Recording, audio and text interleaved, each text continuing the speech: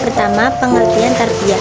Tarbiyah berasal dari kata robba yang berarti merawat, mendidik, menumbuhkan, dan mengembangkan secara bertahap sesuai fitrah manusia. Yang pertama adalah surat Al-Isra ayat 24 yang berbunyi wahfid lahuma janahadulli minar rahmati wa qur rabbirhamhuma kama rabbayani shaghira, yang artinya, dan rendahkanlah dirimu terhadap mereka berdua atau orang tua dengan penuh kasih sayang, dan ucapkanlah wahai Tuhanku, sayangilah mereka keduanya sebagaimana mereka berdua telah mendidikku waktu aku kecil. Terus kemudian tafsir tarbawinya adalah ayat ini tuh menunjukkan bahwa tarbiyah adalah proses membimbing dan merawat dengan kasih sayang dan ketelatenan sebagaimana orang tua mendidik anak-anaknya. Kedua adalah Asyura ayat 16 yang berbunyi fa'ina fir'auna faqula inna rasulu rabbil alamin. Artinya adalah orang-orang yang membantah agama Allah setelahnya diterima kebenarannya, bantahan mereka sia-sia di sisi Tuhan mereka, akan mendapatkan kemurkaan dan azab yang berat.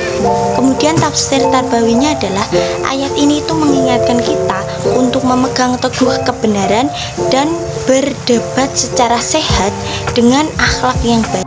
Yang kemudian adalah surat Al-Fatihah ayat 2 yang berbunyi Alhamdulillahirabbil alamin, yang berarti segala puji bagi Tuhan semesta alam. Tafsir tarbawi ayat ini adalah kita itu belajar bahwa tujuan pendidikan adalah membentuk insan yang bersyukur dan sadar akan kebesaran Allah. Taklim. Taklim berasal dari kata alama yang berarti mengajarkan atau memberikan pengetahuan secara langsung melalui proses transfer ilmu. Yang selanjutnya adalah surat Al-Baqarah ayat 31 yang berbunyi wa 'allamal asma'a kullaha summa aradahum 'alal malaikati faqala al-anbi'uni bi asma'i haula'i in kuntum shadiqin.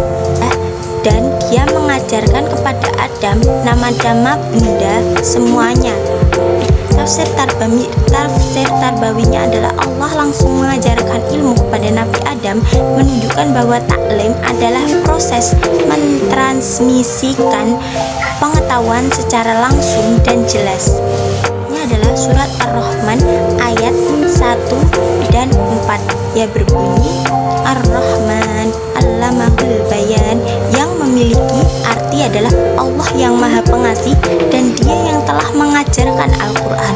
Tafsir tarbawinya adalah Allah itu mengaitkan kasih sayangnya dengan pengajaran Al-Quran, mengajarkan kita bahwa pendidikan terbaik bersumber dari wahyu. Selanjutnya adalah surat Al-Kahfi ayat 66 yang berbunyi qala lahu Musa hal attabi'uka ala ang tu'allimani minna ulimta rusy, yang berarti itu Musa berkata kepada Khidir, bolehkah aku mengikutimu agar engkau mengajarkan kepadaku ilmu yang besar di antara ilmu-ilmu yang telah diajarkan kepadamu.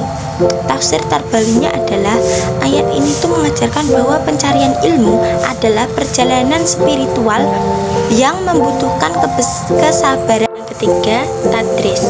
Tadris itu berasal dari kata darasa yang berarti mengajarkan melalui proses pembelajaran berulang kali, melibatkan interaksi aktif antara guru dan murid.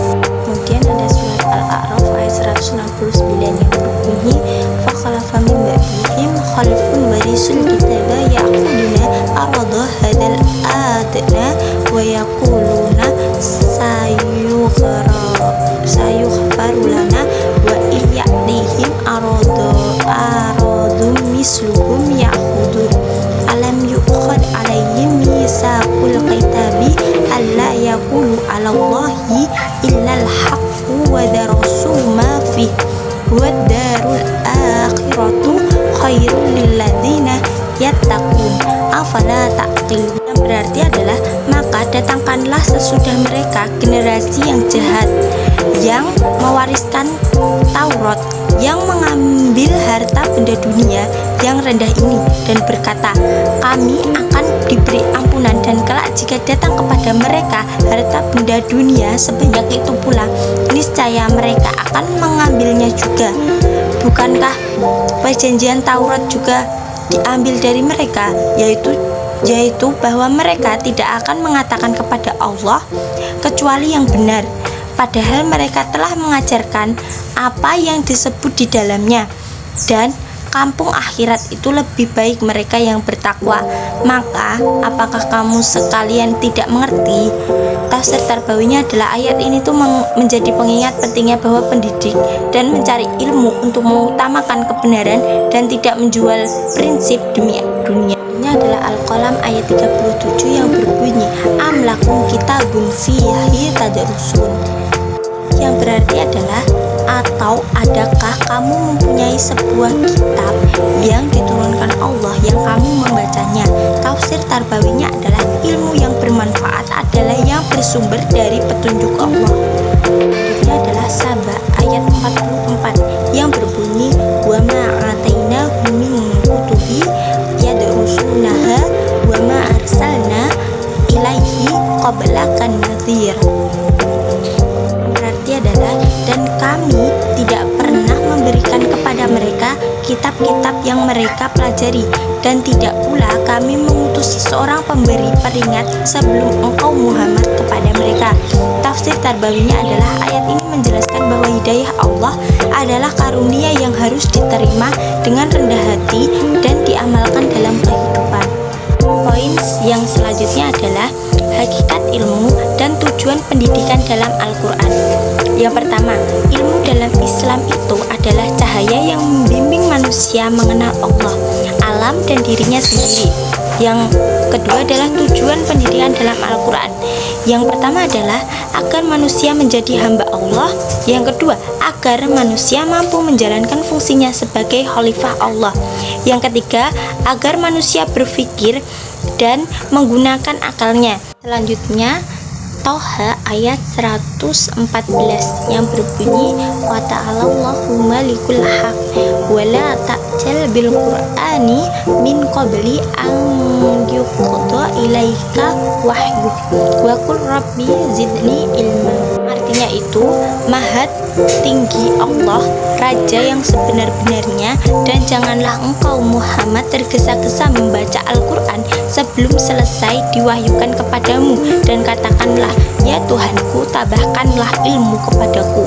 Tafsir Tarbawinya adalah ayat ini itu menekankan keutamaan ilmu, pentingnya kesabaran dalam belajar, dan bahwa ilmu itu adalah anugerah dari Allah yang harus senantiasa diminta. Kemudian surat An-Naml ayat 15 yang berbunyi, walaqad ataina Dawuda wa Sulaimana ilma wa qala alhamdulillahilladzi faddalana ala katsirin min ibadihil mu'minin. Artinya itu, dan sesungguhnya kami telah memberikan ilmu kepada Daud dan Sulaiman, dan keduanya mengucapkan segala puji bagi Allah yang melebihkan kami dari kebanyakan hamba-hambanya yang beriman. Tafsir Tarbawi ayat ini mengajarkan bahwa ilmu adalah nikmat besar yang harus disyukuri, dijaga, dan dipergunakan untuk mengabdi kepada Allah. Surat Al-Qasas ayat 14 yang berbunyi, walama balagha asuddahu wastawa atainahu hukman ilma wa kadzalika najzil muhsinin. Yang artinya itu, setelah dia Musa dewasa dan sempurna akalnya, kami menganugerahkan kepadanya hikmah dan pengetahuan. Demikianlah kami memberi balasan kepada orang-orang yang berbuat kebajikan. Tafsir Tarbawi ayat ini mengajarkan bahwa ilmu, hakikat, dan kematangan pribadi adalah karunia Allah yang diberikan kepada mereka yang memperbaiki diri dan berbuat kebaikan. Selanjutnya surat Al-Mu'ajadalah ayat 11 yang berbunyi, ya ayyuhalladzina amanu idza qila lakum tafassahu fil majalisi fafsahu yafsahillahu lakum wa idza qila kilang suzu fang suzu yarfa'illahu alladzina amanu minkum walladzina utul ilma darajati wallahu bima ta'maluna khabir. Yang artinya itu, wahai orang-orang yang beriman, apabila dikatakan kepadamu, berikanlah kelapangan di dalam majelis-majelis, lapangkanlah, niscaya Allah akan memberikan kelapangan untukmu. Apabila dikatakan berdirilah kamu, berdirilah, Allah niscaya akan mengangkat orang-orang yang beriman di antaramu dan orang-orang yang diberi ilmu beberapa derajat. Allah Maha teliti terhadap apa yang kamu kerjakan. Tafsir tarbawinya adalah ayat ini tuh mengingatkan kita bahwa ilmu dan iman itu adalah kunci kemuliaan, dan pendidikan harus menanamkan adab, kerendahan hati, dan semangat mengamalkan ilmu demi kemaslahatan bersama. Kemudian yang selanjutnya, makna dari kitab Sahwah Al-Tafasir. Qurtubi berkata, nama ini Allah, paling besarnya nama Dia, Allah yang paling sucinya, nama Tuhan dan mencangkup semua nama-namanya. Dan Dia Allah itu nama bagi kebesaran yang pasti, yang mencangkup keseluruh sifat-sifat ketuhanannya, yang disifatkan dengan sifat-sifat ketuhanan, yang tunggal terhadap eksistensi yang layak atau benar. Tidaklah ada Tuhan kecuali Dia, Maha Suci Allah, kata Rob, diambil dari kata tarbiyah. Dan Dia, tarbiyah, memperbaiki kondisi atau keadaan sekitar dan memelihara urusannya. Adapun kalimat Rob ini dipakai untuk beberapa makna. Yang pertama adalah raja, yang kedua pembaharu atau yang memperbaiki, yang ketiga yang disembah, yang keempat tuan yang ditaati.